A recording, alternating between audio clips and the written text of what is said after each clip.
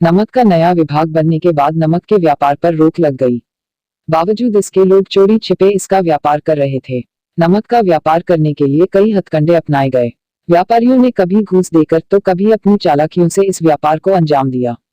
इधर कुछ अधिकारी नमक विभाग में दारोगा पद के लिए लाइन में खड़े थे। यहाँ तक कि वकील भी इस विभाग को अपने कब्जे में लेने के लिए उत्सुक थे। यह बात उस वक्त की है जब लोग अंग्रेजी शिक्षा और ईसाई धर्म को एक ही समझते थे। इस दौरान फारसी का भी ज्यादा प्रभाव था। प्रेम कहानियां और श्रृंगार रस के काव्य पढ़कर फारसी लोग ऊंचे पद हासिल कर लेते थे। इधर मुंशी वंशीधर भी जुलेखा की विरह कथा से निकलकर सीरी और फरहाद की प्रेम कथा के सहारे काम ढूंढने निकल पड़े थे। वंशीधर के पिता एक अनुभवी इंसान थे, इसलिए उन्होंने वंशीधर को घर की बिगड़ती आर्थिक दशा के बारे में बताया। उन्होंने कहा, बेटियां जवान हो रही हैं और मैं अब कितने दिन का मेहमान हूँ, कुछ नहीं कहा जा सकता। अब तुम्हें ही इस घर का बोझ संभालना है। वंशीधर के पिता ने उन्हें समझाते हुए कहा, नौकरी कैसी भी होकर लेना, बस यह देखना कि तनख्वाह कितनी मिल रही है। नौकरी ऐसी ढूंढना जिसमें ऊपरी कमाई हो, क्योंकि महीने की तनख्वाह से घर की जरूरतें पूरी नहीं हो सकती। ऊपरी आय भगवान का आशीर्वाद है, जिससे जिंदगी के हर शौक पूरे किए जा सकते हैं और इसी से बरकत भी होती है। वंशीधर के पिता ने उन्हें आगे समझाया, यह बहुत समझदारी का काम है। पहले लोगों को देखो, उनकी जरूरतों को समझे और फिर मौके की तलाश में जुट जाओ। इसके बाद जो ठीक लगे वो करो। यह याद रखना कि जरूरतमंद व्यक्ति के साथ सख्ती से पेश आने में ही फायदा है। वंशीधर बहुत होशियार और सज्जन पुरुष थे। वह पिता की सारी बातें सुनकर मंजिल की ओर बढ़ चले। समय का पहिया आगे बढ़ा और देखते ही देखते वंशीधर नमक के दारोगा बन गए। नमक विभाग में दारोगा की नौकरी पाकर वंशीधर बहुत खुश थे। वंशीधर की तरक्की देख पड़ोसियों को उनसे जलन होने लगी। वंशीधर को नमक विभाग में 6 महीने भी नहीं हुए थे कि विभाग के अधिकतर लोग उन पर आंख मूंद कर भरोसा करने लगे थे। उन्होंने अपने काम और अच्छे व्यवहार से आला अफसरों की नजरों में बड़ा सम्मान पा लिया था। विभाग के अफसर भी उन पर बहुत भरोसा करने लगे थे, जबकि कुछ अफसर वंशीधर से जलते भी थे।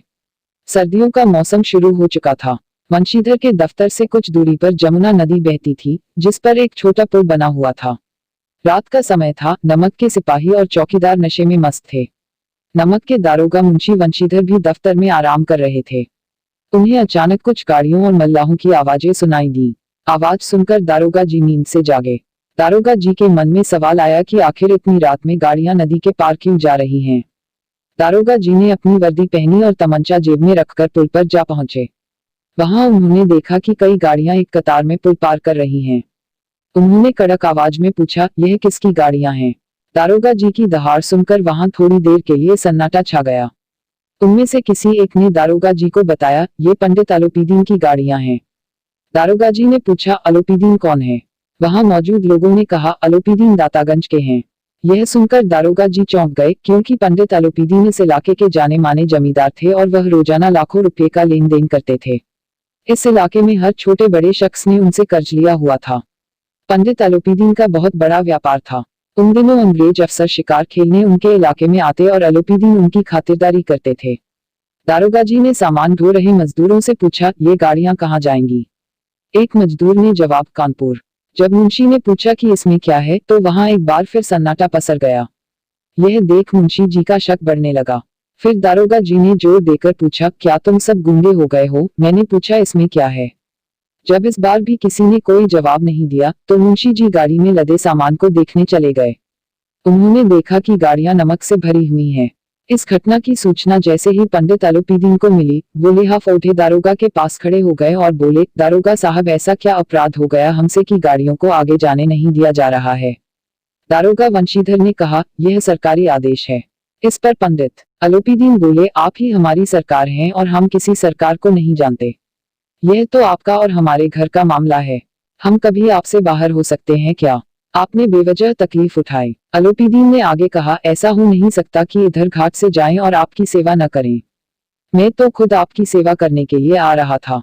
लेकिन वंशीधर पर पंडित अलोपीदीन की बातों का कोई असर नहीं हुआ।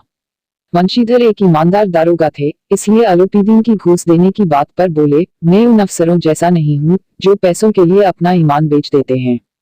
मैं आपको हिरासत में लेने आया हूँ और आपको मेरे साथ चलना होगा। मेरे पास बात करने का समय नहीं है।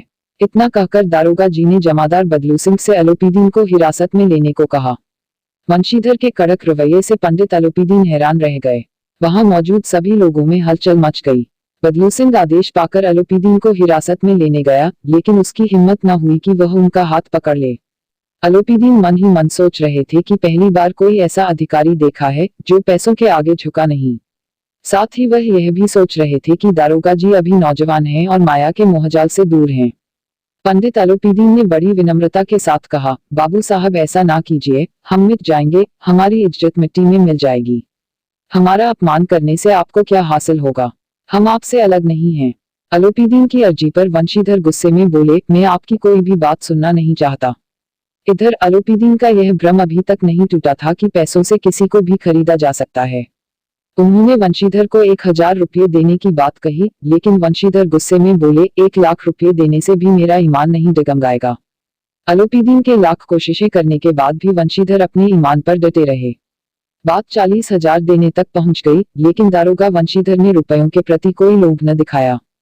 दारोगा वंशीधर ने बदलूसिंह को फिर से आदेश दिया, इसे हिरासत में ले लिया जाए। जैसे ही बदलूसिंह पंडित की ओर बढ़ा, वो बेहोश होकर गिर गए। पंडित जी की गिरफ्तारी की खबर आग की तरह आसपास के इलाकों में फैल गई। इस घटना पर सभी अपना अपना मत रख रहे थे। अगले दिन पंडित को अदालत ले जाया जा रहा था। जो भी पंडित को इस हाल में देखता, वह चौंक जाता। यह पहली बार था जब पंडित अलोपीदीन को यह सब सहना पड़ रहा था। लेकिन अभी अदालत पहुंचने में देर थी। पंडित जी इस शहर के सेठ थे। अधिकारी लोग उनके भक्त, वकील उनके आज्ञापालक और चपरासी चौकीदार उनके गुलाम थे। पंडित जी को बचाने के लिए वकीलों की सेना तैयार की जा रही थी। पैसों की कोई चिंता न थी। सच को झूठ साबित करने के लिए पूरा इंतजाम किया गया। इधर वंशीधर के पास सच के सिवा कोई सबूत नहीं था। उन्हें विश्वास था कि पंडित अलोपीदीन को सजा जरूर मिलेगी, लेकिन सब कुछ उल्टा पड़ गया। डिप्टी मजिस्ट्रेट ने पंडित अलोपीदीन को बरी करते हुए कहा कि इन पर लगाए गए सभी आरोप बेबुनियाद हैं। दारोगा वंशीधर ने बदलूसिंह को फिर से आदेश दिया, इसे हिरासत में ले लिया जाए। जैसे ही बदलूसिंह पंडित की ओर बढ़ा, वो बेहोश होकर गिर गए। पंडित जी की गिरफ्तारी की खबर आग की तरह आसपास के इलाकों में फैल गई। इस घटना पर सभी अपना अपना मत रख रहे थे। अगले दिन पंडित को अदालत ले जाया जा रहा था। जो भी पंडित को इस हाल में देखता, वह चौंक जाता। यह पहली बार था जब पंडित अलोपीदीन को यह सब सहना पड़ रहा था। लेकिन अभी अदालत पहुंचने में देर थी। पंडित जी इस शहर के सेठ थे। अधिकारी लोग उनके भक्त, वकील उनके आज्ञापालक और चपरासी चौकीदार उनके गुलाम थे। पंडित जी को बचाने के लिए वकीलों की सेना तैयार की जा रही थी। पैसों की कोई चिंता न थी। सच को झूठ साबित करने के लिए पूरा इंतजाम किया गया। इधर वंशीधर के पास सच के सिवा कोई सबूत नहीं था। उन्हें विश्वास था कि पंडित अलोपीदीन को सजा जरूर मिलेगी, लेकिन सब कुछ उल्टा पड़ गया। डिप्टी मजिस्ट्रेट ने पंडित अलोपीदीन को बरी करते हुए कहा कि इन पर लगाए गए सभी आरोप बेबुनियाद हैं। पंडित अलोपीदीन हंसते हुए दारोगा वंशीधर के पास से गुजर गए। दारोगा को सभी के सामने अपमान झेलना पड़ा, यहाँ तक कि उन्हें नौकरी से हटा भी दिया गया। यह खबर लिए जब मुंशी वंशीधर अपने घर पहुंचे तो पिता ने उन्हें खूब सुनाया। उन्होंने कहा, मेरे लाख कहने पर भी तुमने मेरी बात न मानी। मेरा मन कर रहा है कि अपना और तुम्हारा सिर फोड़ दूं। मुंशी वंशीधर चुपचाप यह सब सुनते रहे। इसी तरह 1 सप्ताह बीत गया। शाम का समय था। मुंशी के घर एक सजा दजारा आकर थमा। वो पंडित अलोपीदीन थे। उन्हें देखते हुए मुंशी के पिता दौड़े दौड़े उनका स्वागत करने के लिए आगे बढ़े और उन्हें झुककर सलाम किया। उन्होंने पंडित जी से माफी मांगते हुए कहा, नालायक लड़का है, इससे अच्छा होता कि हमें भगवान ने संतान रखता। इस बात पर पंडित जी ने कहा, ऐसा मत कहो, धर्म पर चलने वाले लोग बहुत कम होते हैं। वंशीधर की ओर बढ़ते हुए पंडित जी ने कहा, दारोगा साहब इसे खुशामद न समझें, क्योंकि खुशामद करने के लिए मैं इतनी दूर न आता। उस रात आपने मुझे हिरासत में लिया था, लेकिन आज मैं खुद अपनी इच्छा से आपकी हिरासत में आया हूँ। मैंने हजारों अमीर देखे, हजारों ऊंचे अधिकारियों से काम करवाया, लेकिन आपसे हार गया। मैंने सभी को अपना और अपनी दौलत का गुलाम बनाकर छोड़ दिया, लेकिन आज आप मुझे आज्ञा दे कि मैं आपसे कुछ विनती करूं। वंशीधर को लगा था कि पंडित उन्हें बेइज्जत करने आया है, लेकिन उनकी इन बातों को सुनकर उनका भ्रम दूर हुआ। मुंशी वंशीधर ने स्वाभिमान के साथ उनका सम्मान किया। वंशीधर ने पंडित जी की ओर देखा और धीमी आवाज में कहा, यह आपकी उदारता है। मैं धर्म में जकड़ा हुआ था, नहीं तो मैं आपका दास हूँ। अलोपीदीन ने वंशीधर से विनम्रता से कहा, वहां जमुना के पुल पर आपने मेरी एक बात न सुनी, पर अब आपको मेरी एक बात माननी पड़ेगी। वंशीधर ने कहा, मैं भला आपके क्या काम आ सकता हूँ, लेकिन आप जो करने कहेंगे उसमें कोई गलती न होगी। अलोपीदीन ने एक स्टाम्प लगा पत्र निकाला और उसे वंशीधर को देकर बोले, इस पद को स्वीकार कर लो और अपने हस्ताक्षर कर दो। जब वंशीधर ने उस स्टाम्प लगे पत्र को पढ़ा तो उनकी आंखों में आंसू भर आए, क्योंकि पंडित जी ने वंशीधर को अपनी सारी जायदाद का स्थायी मैनेजर बनाने का फैसला लिया था। नौकरी पत्र के मुताबिक वंशीधर को सालाना 6,000 रुपए, अतिरिक्त भत्ता, सवारी के लिए घोड़ा, रहने को बंगला और नौकर चाकर मुफ्त पेश किए गए थे। वंशीधर कांपते हुए शब्दों से बोले, मुझ में अब इतनी हिम्मत नहीं बची है कि आपके सम्मान में कुछ कह सकूं, लेकिन मैं ऐसे ऊंचे पद के लायक नहीं हूं। अलोपीदीन हंसते हुए बोले, मुझे इस समय तुम्हारे जैसे एक अयोग्य शख्स की ही जरूरत है। वंशीधर ने गंभीर होते हुए कहा, वैसे तो मैं आपका दास हूँ, आप जैसे महान और सज्जन पुरुष की सेवा करना मेरे लिए सौभाग्य की बात है, लेकिन मुझ में ना तो समझ है और न ही शिक्षा जो इन कमियों को पूरा सके। ऐसे बड़े पद के लिए आपको किसी अनुभवी की जरूरत होनी चाहिए। वंशीधर की बात सुनकर अलोपीदीन ने वंशीधर को कलम थमाते हुए कहा, मुझे ना तो समझदार इंसान की चाह है और ना किसी अनुभवी शख्स की। ईश्वर की कृपा से मुझे एक मोती मिला है, जिसके आगे अनुभवी इंसान भी फीके पड़ जाएं। अलोपीदीन ने वंशीधर से आगे कहा, ज्यादा सोचिए मत और हस्ताक्षर कर दीजिए। ईश्वर से यही प्रार्थना करता हूँ कि वह आपको नदी तट वाला रौबदार, ईमानदार, कठोर और धर्मनिष्ठ दारोगा बनाए रखे। इतना सुनकर वंशीधर की आंखें एक बार फिर भर आईं। उन्होंने पंडित जी की ओर श्रद्धाभाव से देखा और नौकरी पत्र पर हस्ताक्षर कर दिए। यह देख अलोपीदीन ने मुंशी वंशीधर को अपने लगे से लगा लिया।